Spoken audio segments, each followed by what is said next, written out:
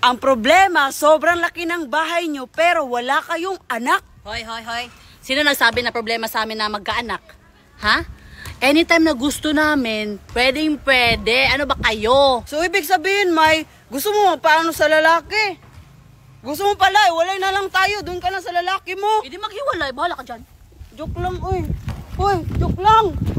Di kayo magkakaanak dahil pareho kayong babae. Aanin niyo yung malaking bahay kung dalawa lang kayo. Sino nagsabi na dalawa lang kami dito? Madami kami dito kasi abandoned house to. Elia que...